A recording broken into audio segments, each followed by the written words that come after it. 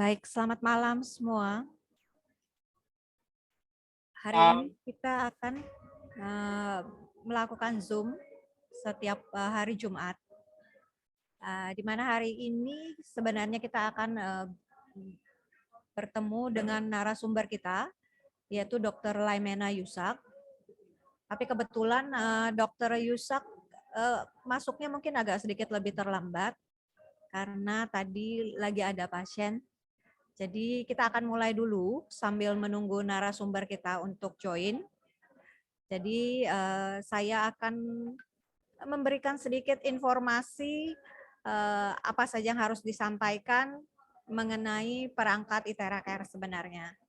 Jadi saya akan berbicara mengenai SOP-nya untuk perangkat ini.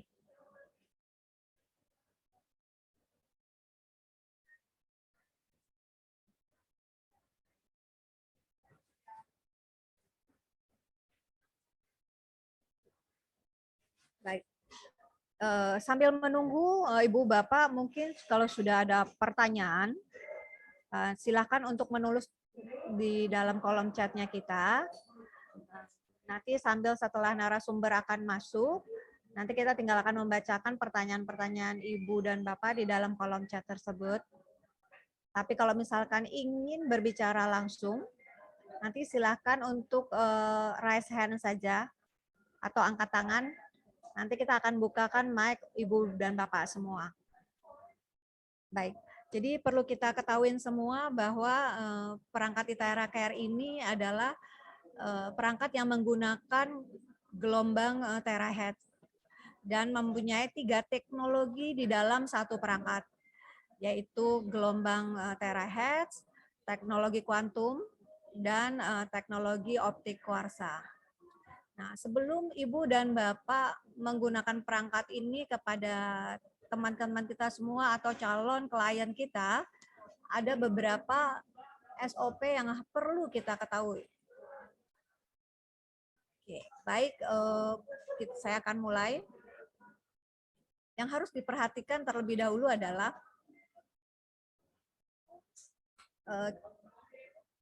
jadi teman-teman semua atau ibu bapak semua yang perlu diketahui adalah kalau misalnya mendengarkan presentasi atau informasi perihal perangkat ini, pasti teman-teman atau ibu bapak semua sudah tidak asing lagi dengan pernyataan ini. Nah, di pernyataan ini ada 3 hal yang harus kita garis bawahi, yaitu mengenai baris pertama, bahwa peralatan ini adalah perangkat ini aman untuk digunakan. Artinya apa? Artinya kita sudah sadar bahwa perangkat ini pada saat kita gunakan kepada klien kita itu sudah aman dengan sertifikat yang kita miliki. Nah, kemudian kalau kita masuk ke dalam alinea kedua, ini berbicara mengenai bahwa perangkat ini bukan alat medis. Artinya, perangkat ini bisa membantu ibu, bapak, atau teman-teman semua pada saat bertemu dengan klien, mereka memiliki satu kondisi kesehatan atau memiliki sesuatu ketidaknyamanan di dalam tubuhnya. Nah, alat ini bisa membantu. Nah, terutama sekali adalah alat ini tidak menggantikan perawatan medis, tetapi membantu permasalahan dalam kesehatan mereka. Dan kalau teman-teman perhatikan di alinea ketiga, artinya pada saat seseorang ini masih melakukan medikasi kesehatan, maka kita tidak berhak atau tidak bisa memberhentikan kondisi mereka kalau mereka masih melakukan satu konsultasi dengan dokter mereka. Dan otomatis mereka sendiri juga harus menyadari dan mengerti bagaimana perangkat ini digunakan untuk membantu tersebut. Jadi ketiga hal ini harus kita mengerti dan yang pasti adalah si klien tersebut ini paham dan tahu bahwa kita akan menggunakan perangkat ini untuk mereka. Oke, baik.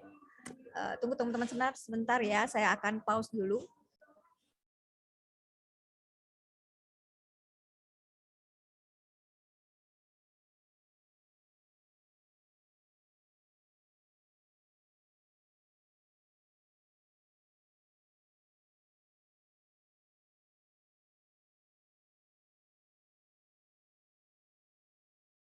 Oke, mohon maaf saya lanjut kembali. Baik. Nah, untuk permasalahan ini kita juga harus sadar dan paham sehingga pada saat kita di lapangan pun kita akan lebih berhati-hati lagi. Nah, untuk informasi yang selanjutnya, nah ini yang harus kita perhatikan adalah SOP yang kedua. Jadi teman-teman perlu diketahui bahwa tidak semua orang yang ada di lapangan ini adalah orang yang tahu dan mengerti tentang atau memiliki background medis. Sehingga yang kita harus tahu bagaimana cara melakukan blow terhadap klien kita memiliki SOP, yaitu kita memiliki 10 titik dasar. Di mana 10 titik dasar ini kita bisa lakukan dan kita bisa mulai kepada para klien kita dengan memulai yang pertama adalah satu, mereka harus melakukan minum air dulu. Jadi minum air ini boleh air hangat atau air yang di blow. Kita sarankan airnya di blow karena kalau di blow ini dia memberikan energi kepada si air tersebut sehingga pada saat diminum ini memberikan energi dan juga mudah meresap ke dalam tubuh. Nah, bagian apa yang harus kita blow? Nah, yang pertama adalah alur blow ini boleh dari mana saja. Jadi tergantung kenyamanan dari setiap orang. Jadi tidak harus mulai dari tahapan misalkan saya mau mulai dari tangan dulu atau mulai dari telapak kaki dulu. Itu diperbolehkan. Jadi kalau saya mau menjelaskan, kita kalau misalnya mau memulai dari bagian titik belakang, ini kita berbicara mengenai arteri utama. Jadi arteri utama ini berada di bagian tulang belakang. Jadi kita bisa ngeblow dari bagian tengkuk belakang itu di bagian tengah sampai ke bagian bawah. Nah ini kita bisa blow karena di bagian tengah ini adalah merupakan sel-sel induk ada di sana. Oke, baik. Ini Dokter Yusak sudah ada masuk? Dokter Yusak sudah. Malam, Dokter. Malam. Malam. Selamat malam, Dokter Yusak. Iya, malam. Nggak apa-apa, lanjut aja Monik kalau ini. Oke, saya lanjut sebentar, nanti setelah itu langsung dengan Dokter Yusak ya. Oke, baik. Jadi untuk 10 titik dasar ini, di luar dari yang bagian tulang belakang, kita bisa ngeblow lagi di bagian depan. Berarti ini di tulang tengah bagian depan. Ini juga kurang lebih, jadi di bagian tulang belakang kurang lebih 1 menit. Di bagian depan pun itu kurang lebih 1 menit. Nah, kemudian kita akan masuk ke 3 titik akupunktur. 3 titik akupunktur ini dimulai di telapak tangan, di tengah telapak tangan, kemudian kiri dan kanan. Setelah itu telapak kaki, kiri dan kanan juga, dan di ubun-ubun. Tapi apabila seseorang memiliki darah tinggi, maka di area ini tidak boleh di blow. Nah, kemudian kita akan masuk lagi ke 5 titik limpa. Nah, 5 titik limpa ini ada di area leher, samping, kiri, dan kanan. Dan di semua lipatan. Yang pertama itu ada di ketiak, kiri dan kanan. Kemudian ada di lipatan tangan, ini juga di kiri dan kanan. Kemudian ada di lipatan paha, ini kiri dan kanan. Nah, setelah itu yang terakhir ada di belakang lutut. Nah, setelah 10 titik ini dilakukan, jadi kita bisa minum air lagi. Karena kan blow ini menghasilkan panas. Jadi kita butuh air untuk membantu mengeluarkan dehidrasi yang ada di dalam tubuh. Nah, kalau teman SOP kedua ini teman dilakukan, maka yang harus kita perhatikan lagi untuk masalah berikutnya adalah apa sih hal-hal yang harus kita perhatikan terlebih dahulu? Yang harus kita perhatikan adalah setelah kita melakukan terapi, ada batasan yang harus diketahui oleh mereka yang sudah di blow. Mereka tidak boleh mandi minimal 4 jam, atau minum air dingin, ataupun juga makan makanan yang dingin. Jadi sebaiknya sih untuk lebih menggampangkan dan memudahkan, sebaiknya setelah mandi dulu baru diterapi. Nah, yang pasti untuk mereka yang memiliki krisis penyembuhan yang parah, untuk melakukan blow durasi waktunya 50% dari durasi normal. Sedangkan kalau mereka yang melakukan blow setiap hari, jadi kalau misalkan blow-nya dari hari Senin sampai hari Sabtu, maka di hari Minggu atau hari ketujuhnya mereka diharapkan untuk beristirahat. Kenapa? Supaya tidak peka terhadap frekuensi. Sedangkan untuk mereka yang menggunakan 3 kali pertama, maka diharapkan mereka melakukan penggunaan 10 titik dasar tadi. Jadi blow-nya ke 10 titik dasar itu supaya untuk membantu membuka penyumbatan dia di dalam tubuhnya. Nah, kalau ada yang diizinkan, ada juga yang kita bukan tidak diizinkan, tetapi yang perlu kita harus garis bawahi, terutama untuk mereka yang memiliki kondisi yang lebih membutuhkan blow lebih dari 1 kali dalam 1 hari misalnya. Kalau misalkan mereka melakukan blow lebih dari 1 kali karena ada satu kebutuhan, maka durasinya itu tidak boleh lebih dari 2 jam.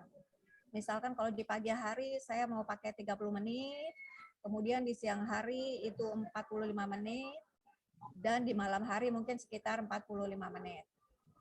Dan jangan lupa juga apabila ada pendarahan atau luka bakar, maka di daerah tersebut tidak boleh di-blow.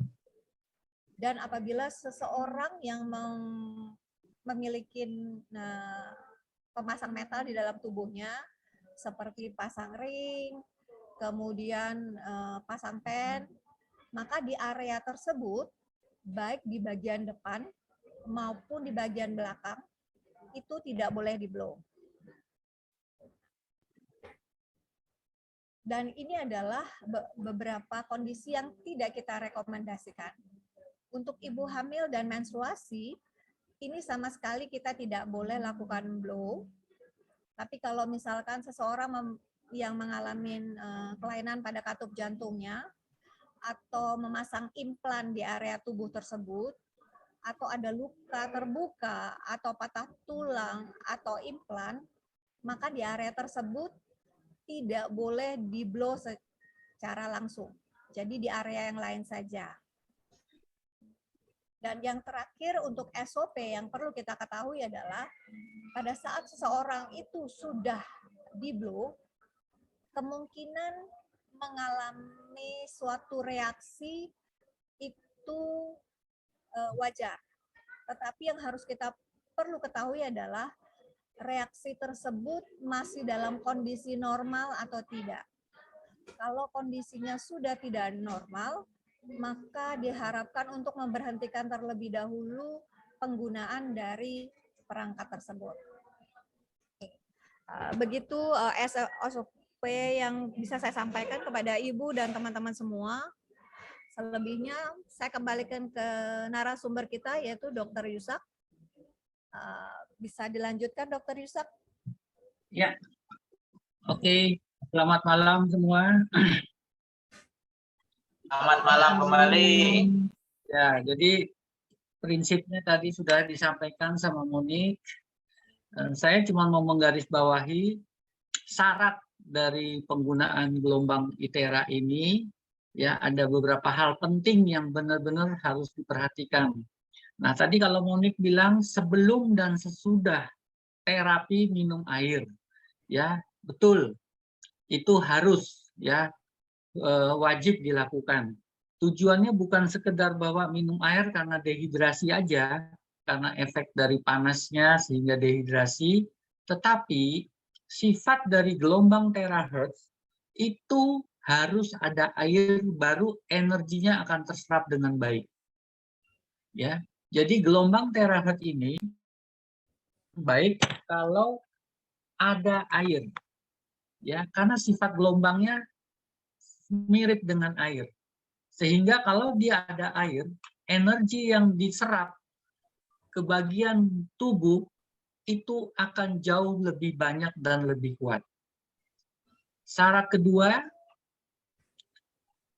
yang diterapi harus mau menerima, yakin atau percaya bahwa gelombang ini bisa, ya, bisa memperbaiki kondisi tubuh dia, bisa membantu menyembuhkan keluhan-keluhannya, bisa mengurangi ya ketidaknyamanannya.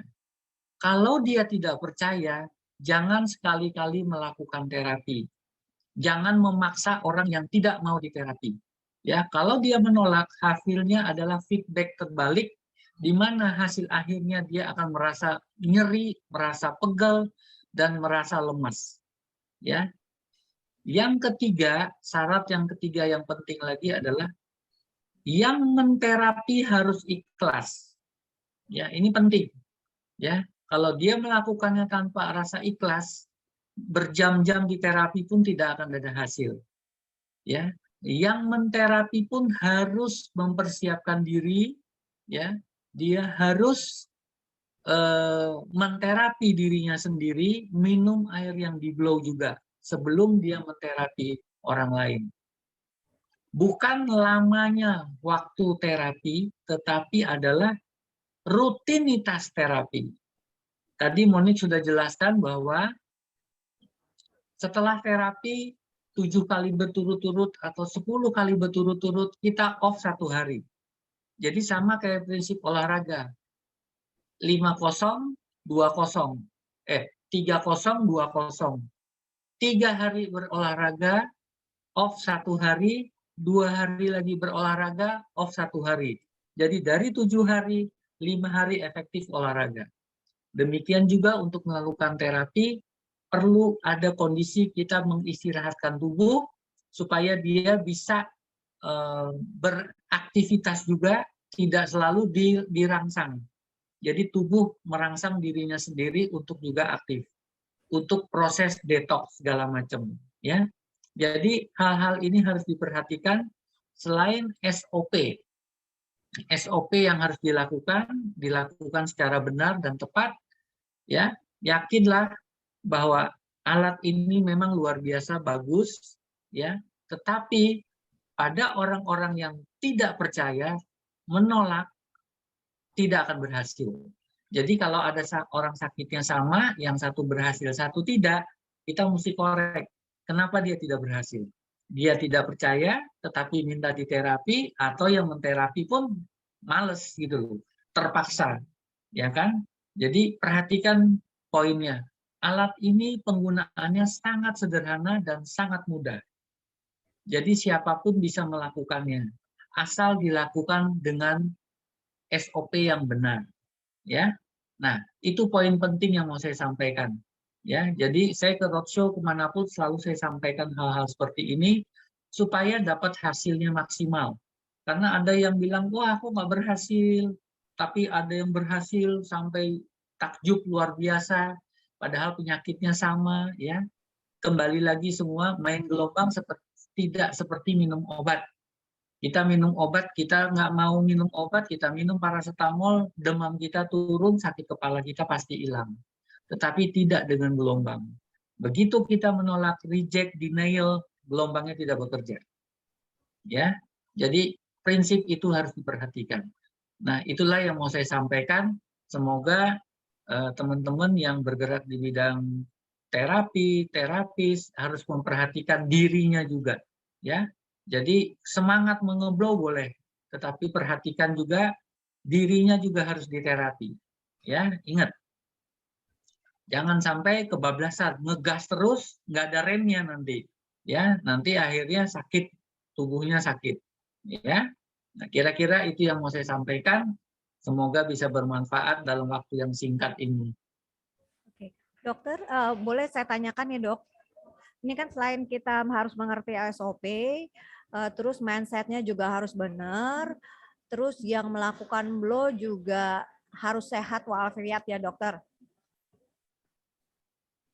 Begitu. Ya, jadi yang ngeblow harus dalam kondisi sehat. Dan ngeblow pun juga tidak boleh dur. Umpamanya satu orang ngeblow 1 jam sebanyak 3 orang berturut-turut, nggak boleh. Harus ada jeda waktu. Ya, harus ada jeda waktu. Oke, baik. Dok, ini ada pertanyaan. Kalau ada varises pada paha kaki bawah, ini post operasi dan masih kondisi bengkak, apa bisa di blow ya dok? Varisesnya udah dioperasi, ada perdarahan nggak? Di sini tidak diinformasikan sih dokter.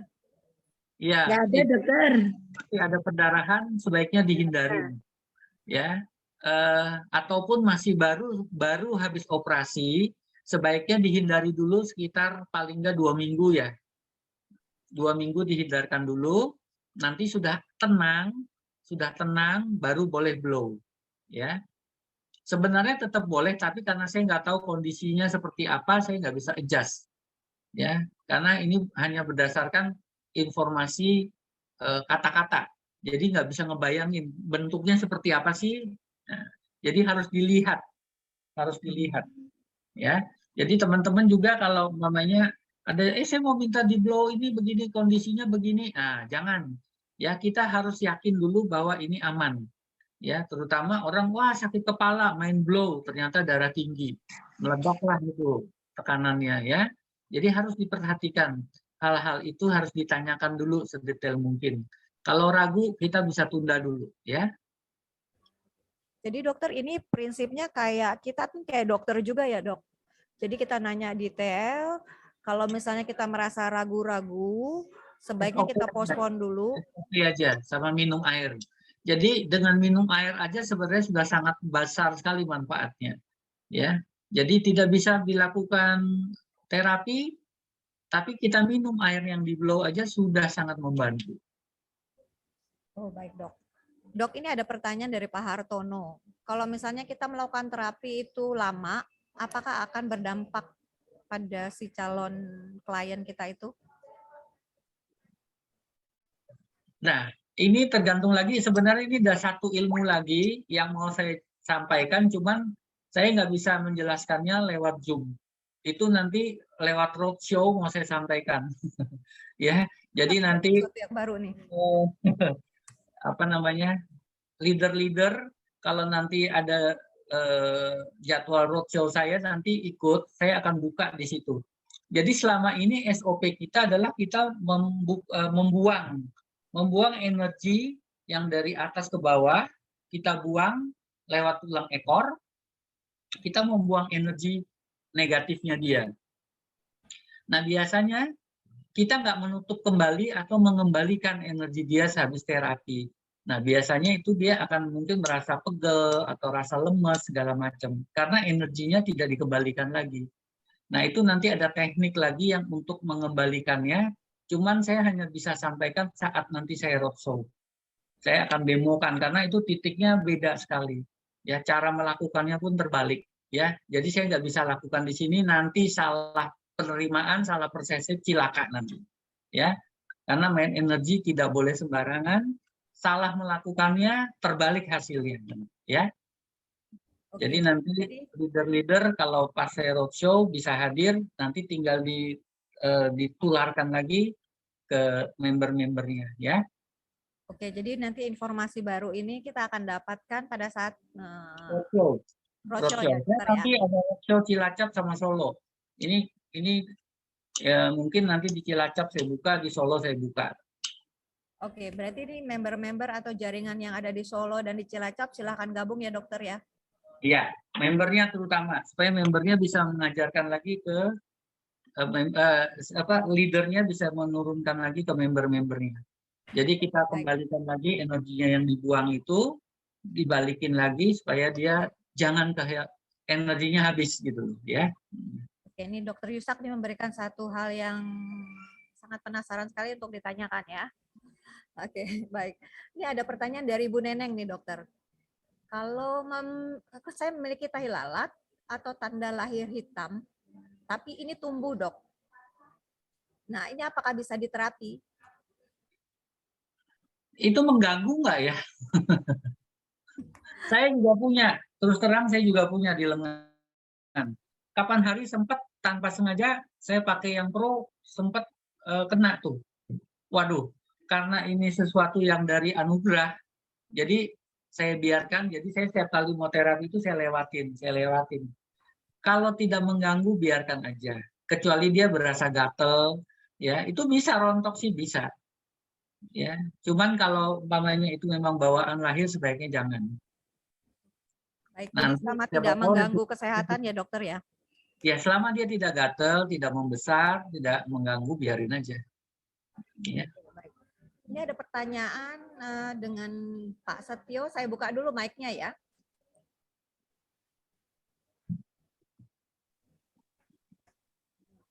Oke, sebentar.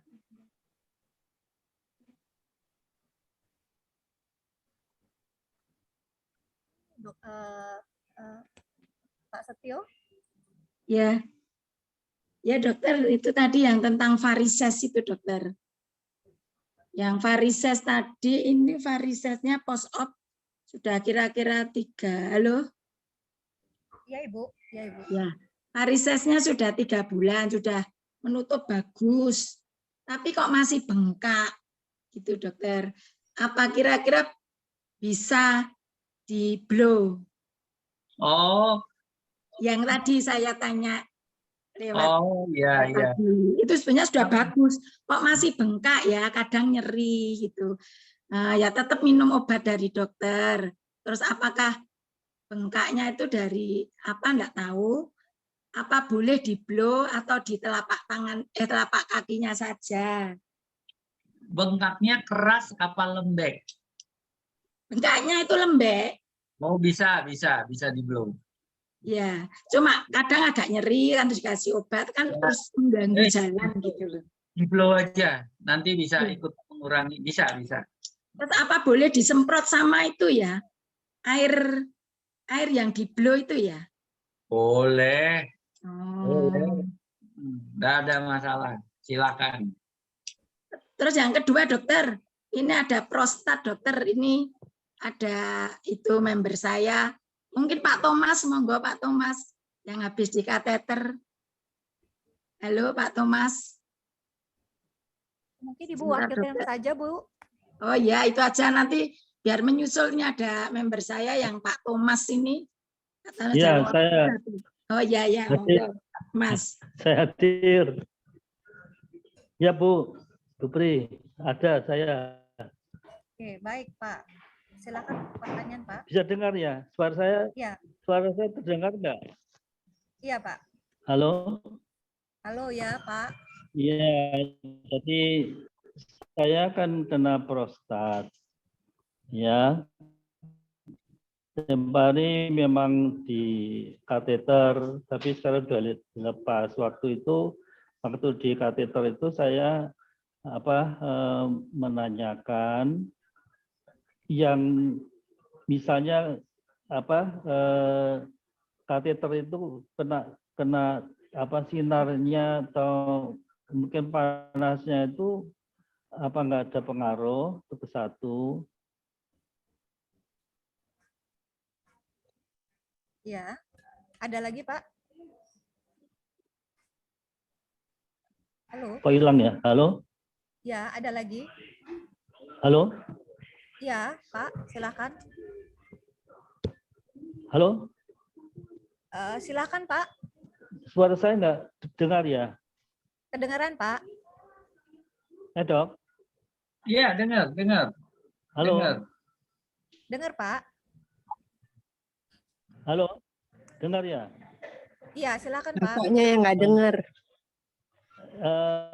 Yang ingin saya tanyakan, lalu di sebelah mananya yang harus di blow ya? Sesuai dengan petunjuk yang lalu, memang tulang belakang itu paling utama ya, karena di dalam totok syaraf itu juga mesti dari belakang. Orang-orang yang pijat tradisional itu pun mesti yang belakang dulu yang di ini, karena memang titik-titik saraf yang untuk kena sakit baik, itu Pak. kan Saya dari belakang. tarik kesimpulan dulu boleh ya Pak? Jadi pertanyaan Bapak, ini kan Bapak Halo? sedang pasang kateter. Halo? Ya, Bapak kan sedang pasang kateter. Ini blow-nya di bagian mana? Dan apa yang tidak boleh gitu ya Pak? Oke, Dokter Ishak, mohon maaf, boleh bisa dibantu? Ini, kalau ada sesuatu yang dipasang di badan, itu dihindari untuk di blow. Oke, apapun itu ya Dok. Ya, apapun. Jadi apapun yang dipasang di badan sebaiknya dihindari untuk di blow. Tetapi tempat lain yang tidak ada pemasangan alat atau bahan itu bisa dilakukan blow. Oke, baik. Saya kan ada di kaki kanan, itu dulu kecelakaan, ada pen mulai dari lutut sampai ke paha, pangkal paha atas. Nah itu kalau yang di bawah hanya betis bawah sampai telapak kaki itu boleh nggak Dok di blow? Asal tidak ada besi atau plat bisa. Bukan, yang saya tanyakan memang kalau yang di betis ya, betis belakang maupun depan itu nggak ada platnya ya. Tetapi platnya itu hanya dari lutut sampai dengan pangkal paha atas, hampir sampai di pantat ya, hampir di pantat. Jadi intinya telapak kaki saya yang kanan ya sampai ke betis itu boleh ya? Boleh. Oke. Nah itu yang ingin saya garis bawahi, karena saya tetap masih takut. Kalau telapak kaki sih nggak masalah, tapi betis ini boleh banggakan. Di betis pun ada titik-titik saraf yang untuk penyembuhan. Baik Pak, gangguan. terima kasih banyak. Karena waktu saya boleh cut sedikit ya Pak. Jadi seperti yang disampaikan oleh Dr. Yusak, bagian mana yang boleh di blow dan bagian mana yang tidak boleh di blow. Oke, baik. Saya lanjutkan untuk pertanyaan berikut. Ini ada pertanyaan mengenai kalau kita ganti klep jantung dengan sapi, mohon maaf ini saya baca dulu, apakah boleh blow di daerah jantung? Untuk itu dokter, jadi seseorang ini udah pasang klep jantung, boleh nggak di blow di daerah tersebut? Masalahnya apakah ada unsur alat yang terpasang di dalam? Nah itu yang mesti diketahui. Ya, penggantian klep artinya adakah sesuatu yang ditanam di dalam? Itu mesti dicari tahu dulu. Oke, baik. Di sini tidak diinformasikan. Ya, jadi kalau sesuatu yang tidak jelas kita jangan lakukan. Oke, baik.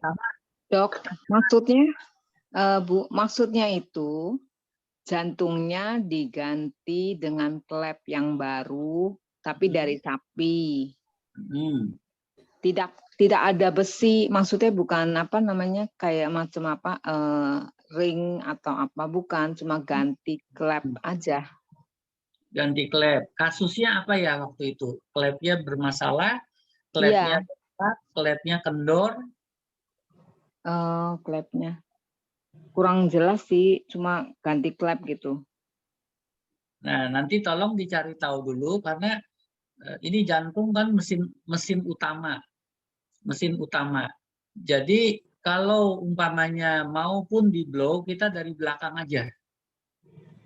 Dari belakang aja ambilnya. Oke, baik. Dokter, Ya, ini ada pertanyaan lagi untuk seorang yang sudah operasi katarak, apakah boleh blow di daerah mata tersebut?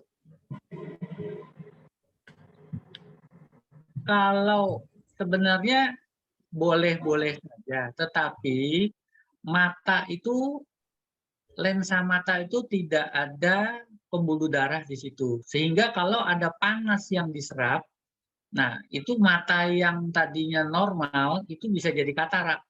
Jadi sebaiknya kalau mau blow mata, sebaiknya dari belakang aja. Dari belakang kepala maksudnya. Oke, jadi di area belakang kita blow ya, Dok? Ya, karena lensa mata tidak punya pembuluh darah. Jadi dia nggak bisa menahan panas. Oke, baik. Kalau Untuk dia nggak bisa sekarang ini, mengukur panasnya nanti repot ini ya. Sebaiknya dihindari yang nanti kalau nggak paham nanti malah jadi masalah nanti. oke, baik, Dokter. Dokter, ini ada pertanyaan lagi dari Bapak Yohanes. Kalau ada pasien yang patah tulang, tulang selangkanya itu lepas dan dibawa ke pengobatan tradisional.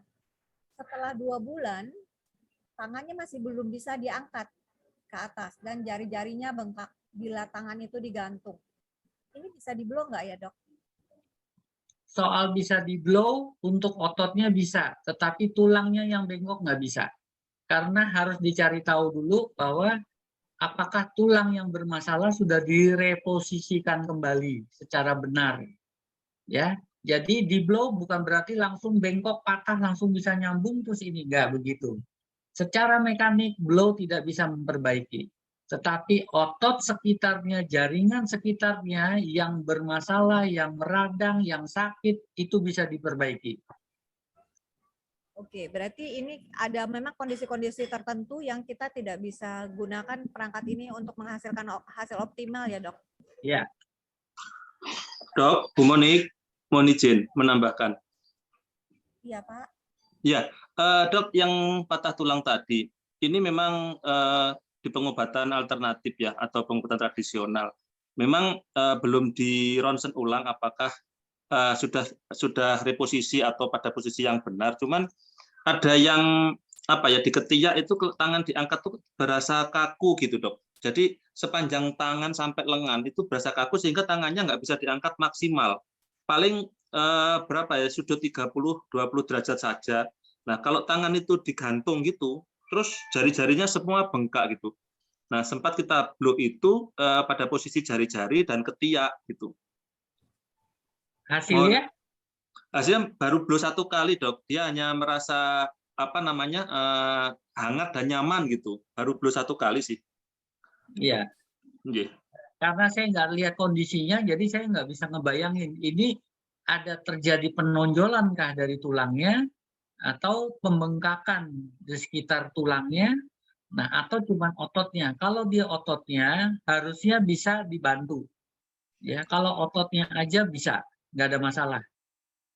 Ya, Tinggal tidak ada pembengkakan, Dok. Mohon maaf, tidak ada pembengkakan di bekas patahnya, tidak ada pembengkakan dan jadi tidak ada penonjolan.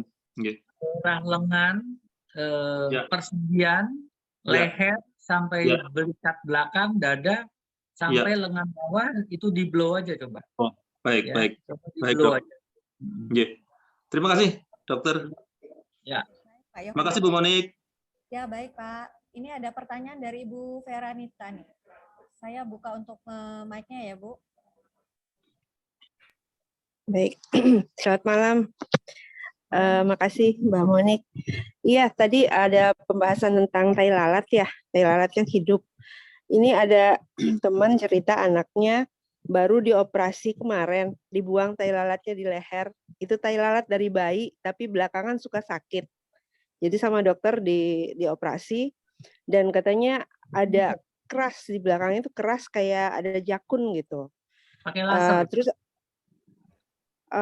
saya kurang tahu bagaimana dia ininya operasinya, tapi ada di perban gitu dok, ada perbannya masih, dan ada tai lalat lain di muka yang juga gatel katanya gitu. Kalau yang baru dioperasi mungkin nggak boleh ya dok di apa-apain, nggak boleh kita blow. Kita nggak lihat soalnya ya lukanya seperti apa. Jadi sebaiknya jangan dulu diapa-apain.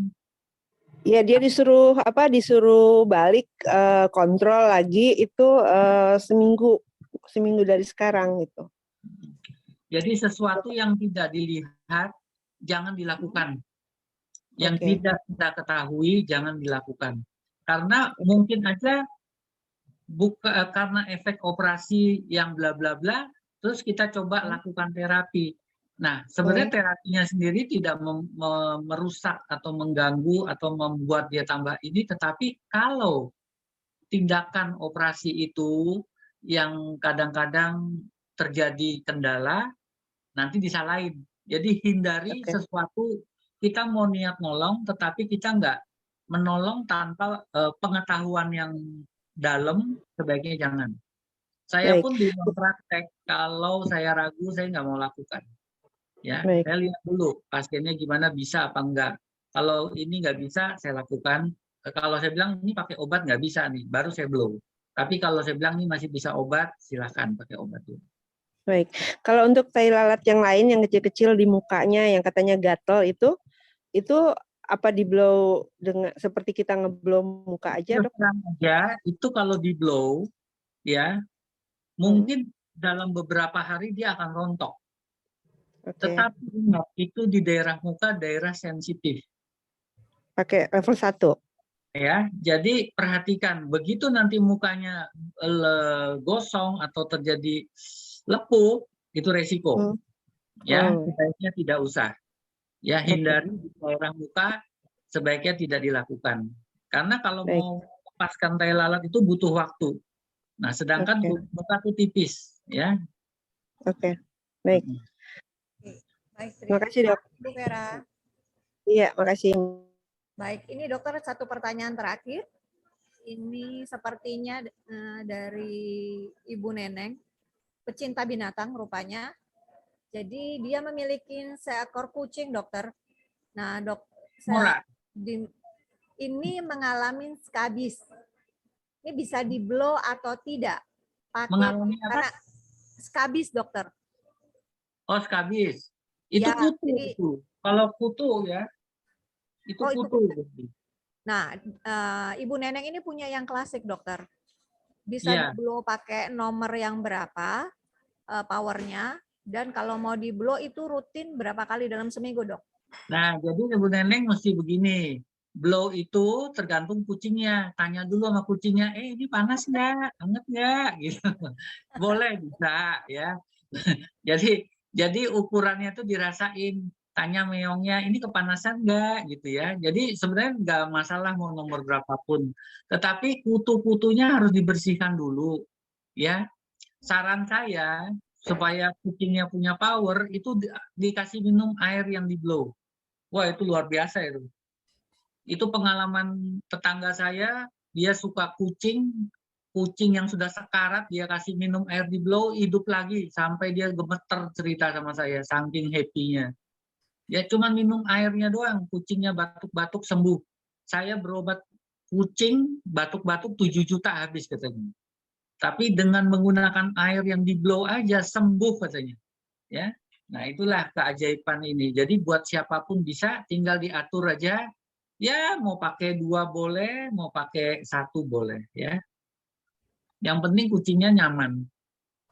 Oke, baik. Jadi tidak hanya manusia yang nyaman, tapi binatang juga ya, dokter? Ya, kemarin itu malah ada yang ngeblow ikan. Ada yang ngeblow ikan. Ya, iya, di akuarium, ditembakkan ke akuarium. Oke. Tapi jangan ngeblow ikan teri ya. Kekecilannya, dokter? Bukan, begitu di blow jadi ikan lele dia nanti. Karena sel-selnya menjadi baik. Baik, dokter. Ini pertanyaannya dari tadi cukup menarik. Dan ada satu isu yang dari Dr. Yusak yang kita akan tunggu-tunggu karena akan dibuka di roadshow. Jadi kita akan tunggu kapan Dr. Yusak roadshow, dan semua membernya jangan lupa datang pada saat dokter akan ada roadshow.